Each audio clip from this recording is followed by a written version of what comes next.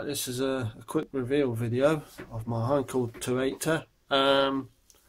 In a few other videos and comments and stuff you've probably heard me talking about it. The story behind it is basically a member on a forum I'm a member of as well sadly passed away, and we decided to have a group build in his memory, and at the same time another member of that same forum who knew him in real life was in contact with the family, and said that anyone who wanted to have anything from his stash, he put a couple of photographs up of what was there and whatnot to build, would be more than welcome with the blessings of the family. So basically this is a Heinkel 280 kit, not 280, 219. The 280 is in the background, that's why I'm getting mixed up, as you can tell, which I'm also building as part of that group build, if I'm honest. And anyway, this was a kit that was actually part started by Russell, and I've kind of just finished it off, finished the paintwork and what have you, and here it is done. And it's been on that forum, and you know the members have seen it and whatnot, and they think what I've done's not too bad. I'm pretty happy with the way it's turned out. It's not the most easiest of kits to build. It's a Dragon 219 kit. It's fit wise, it's not the best, to be fair. I did have all sorts of fun with these because, as it turned out, I put the plastic struts on first so I could paint them all together. Then the aerials themselves were photo etched, but when I went to put them on, the supports were slightly out of line, so I had the aerials on one side were hitting each other, and then on the other side they were slightly out of alignment, so I've had to do a bit of remedial work on that. If you look closely, you can, if this thing will focus, you can just about make out it's struggling to focus. Let's work some video magic.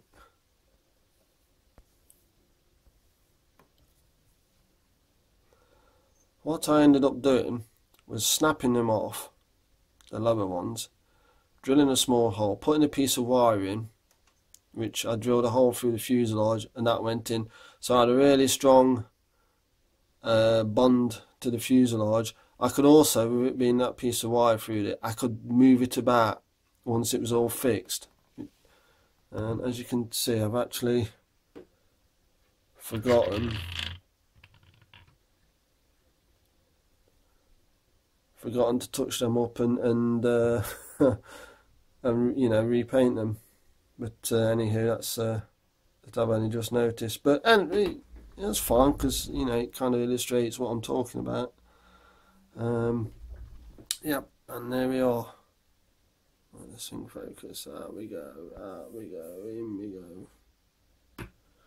The mottle, the grey mottle was, what was it?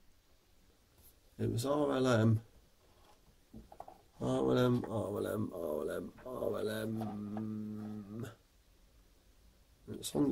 It's in front of me somewhere.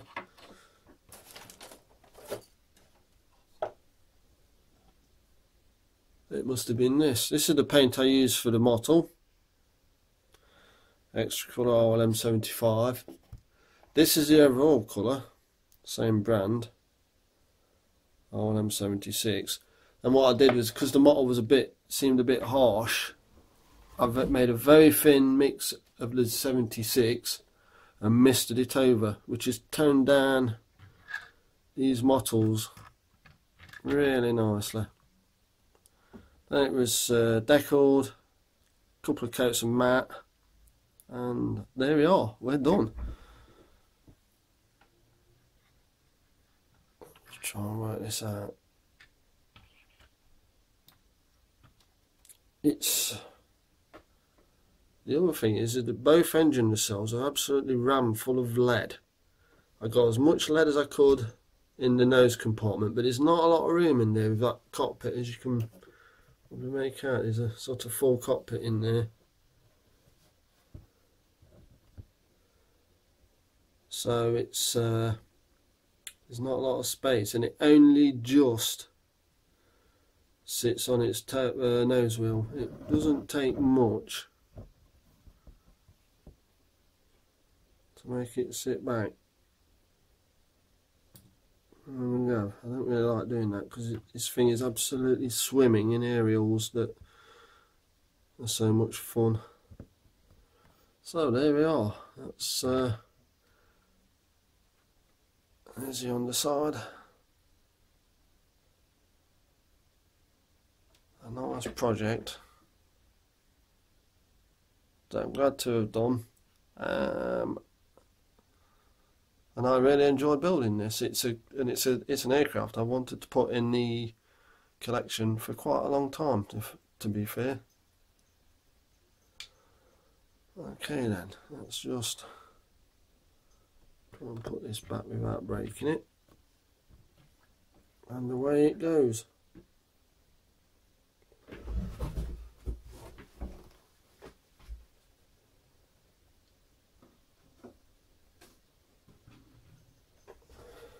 Now then, as I mentioned, Heinkel 280, which was part 2 kind of this build. There we go. This is almost finished because there's not a lot of weathering and it's only one colour. Yeah, I've nearly got the transfers finished. Let's spin it round. I've just got this side to do, and the underneath.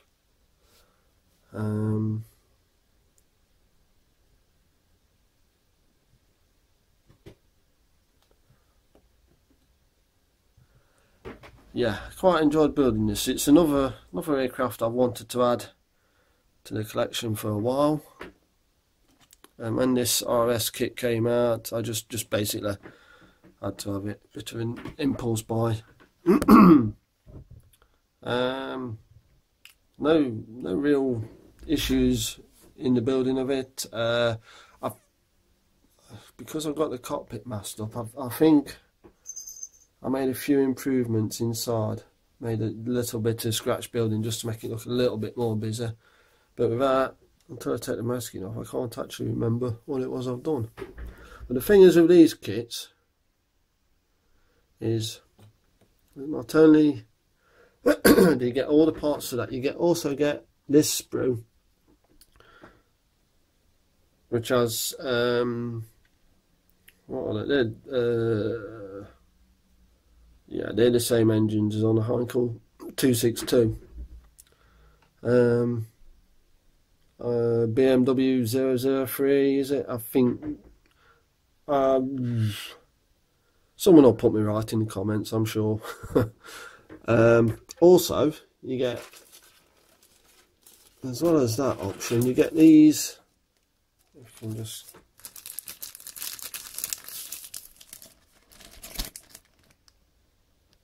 that's a swallowed tail,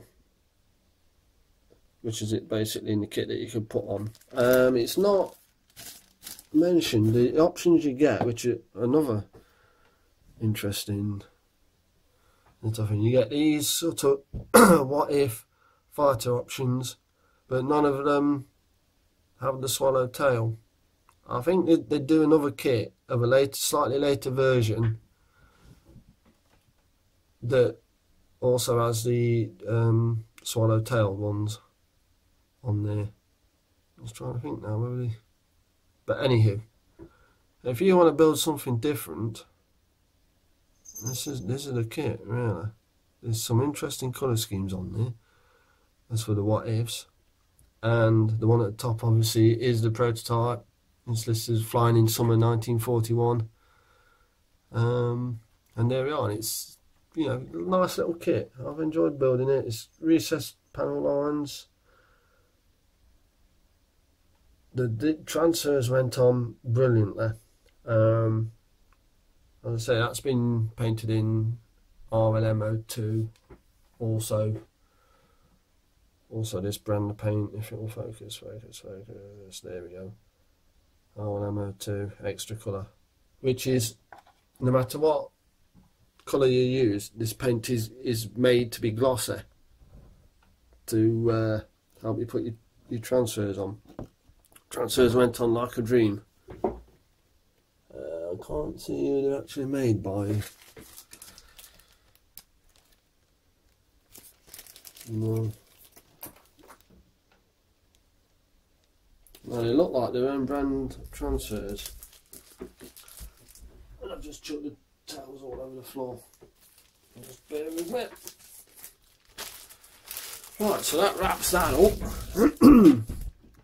The other kind of project I've had ongoing, and I've been doing this for about 8, well, I say building it, it's been started and kind of put to one side while I've been busy. And it's Airfix's, the Airfix Vampire T11, or is that T2?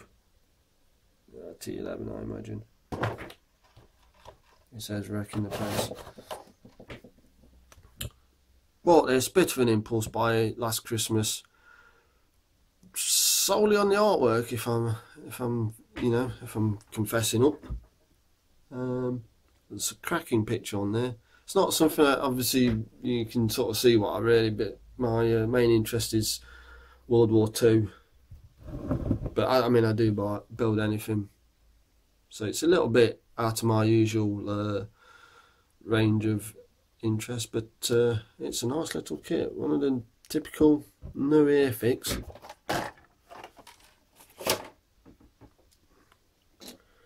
Recessed panel lines. Very nice recessed panel lines. Interior in there, if we can focus. No, it's not having it.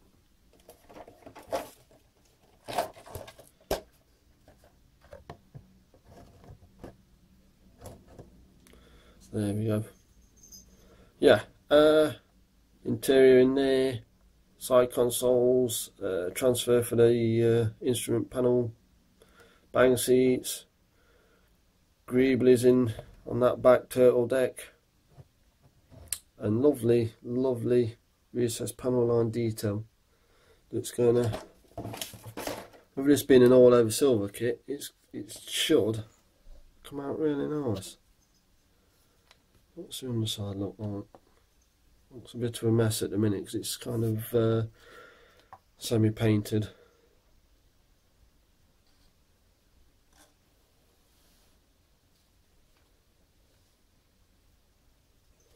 But there we are. I'm looking forward to finishing that, but like I say, that's kind of not being built for group build or anything. That's just, you know, a project I'm just knocking along with. But hopefully I should get drop right on it and get it done and dusted. The next thing I'm putting up is an old classic. Well, you know, it's this, which a while ago I think it's Aaron Newland's. He's having a Matchbox group build that's running from now until Christmas, and I sort of dropped him a comment that I'd be interested in joining, and this is the kit I'm going to build for that. So I'll probably, as soon as I've got the 280 out of the way, I probably will start this. I'll probably do a review of this kit. I mean, it's proper old school Matchbox, to the box with a window. From what I can see, there's raised panel lines. So the old trench digger never got near this one. So I can see on that fuselage. So there, rescribe or leave. There's another question I've got to think about. But anywho, it'll be a nice little kit, I'm sure, when it's done. sort of slightly unusual. I do like building stuff in this green and this RAF colour scheme, and I do, you know, I mean, it's a no-brainer that I'm going to build the RAF version with the two colours on the underside. I'm looking forward to doing that. Anything else? Don't think there is.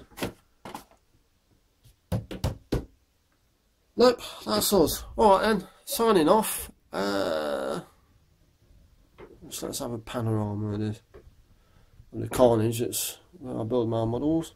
Although, to be fair, this is actually quite tidy by my normal standards. Normally I've got a little space about here, about 4 or 5 inches, and tins and you name it. Yeah.